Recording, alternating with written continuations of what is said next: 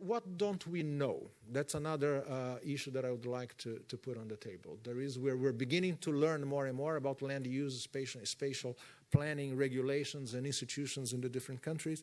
But there is very little systematic knowledge of those arrangements, of where planning decisions are made, what are the institutional features or the arrangements that exist in different countries. There are obviously, the work that we've done shows that we have hundreds and thousands of local land use plans, but how they are drawn, how they are, the policies are articulated across levels of government, how those plans are then reflected in broader spatial strategies that countries follow. There is very little information on that, very little systematic, standardized information that can then be used easily to draw lessons and to identify good practices.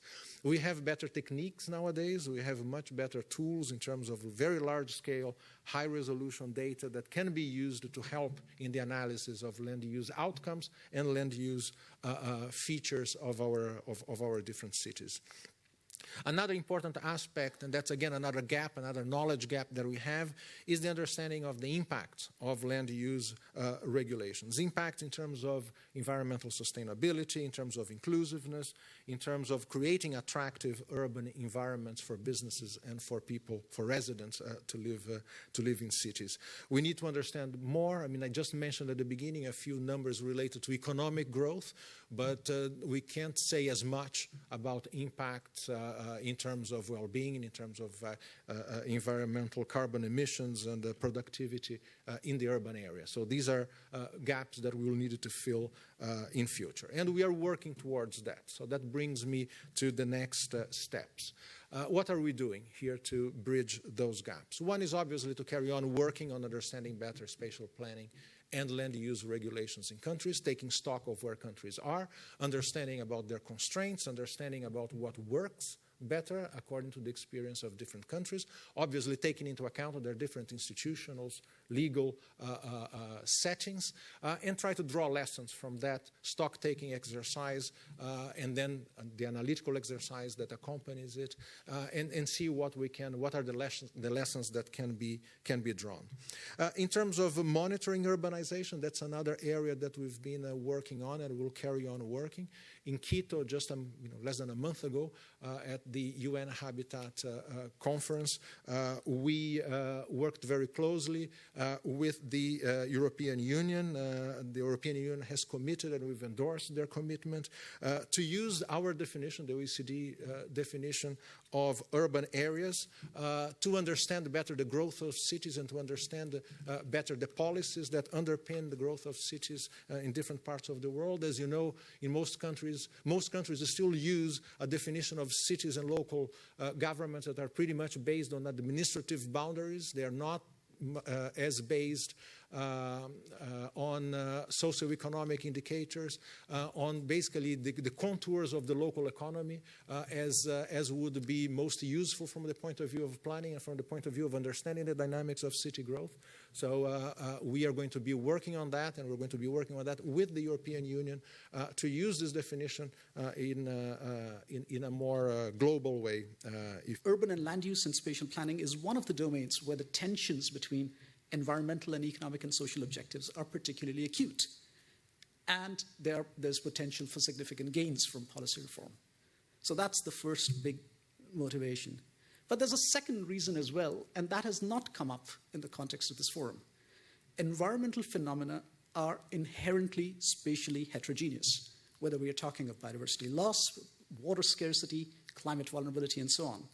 And most environmental externalities are also spatially explicit in terms of both the sources of pollution and their impacts, whether we're talking water pollution, air pollution, and so on. So there's a broader rationale to improve the design of environmental policies, whichever scale we are talking about, to better account for the spatial heterogeneity of these phenomena. And this has the potential to decrease the cost of public interventions, to reduce unnecessary burdens while improving environmental outcomes. So these were the twin motivations why 2 years ago we launched a major program on spatial planning instruments for the environment, also called the SPINE project, which you might have heard referred to during the course of this forum. And we accompanied this with a significant investment in our capacity to collect and process geospatial microdata, both for use in our policy analysis, but also for monitoring environmental performance. We are taking a deliberately quantitative approach, not just on the measurement side, but also in terms of the tools we are applying, both in terms of ex post empirical analysis, but very soon ex ante modeling also of integrated transport and land use policies. This is not because we view numerical results as truth machines of some kind, but these tools can shed a light on the complex interactions between the drivers of land use, both land use and spatial planning policies, as well as environmental policies, and the outcomes in the environmental domain, social and economic domain.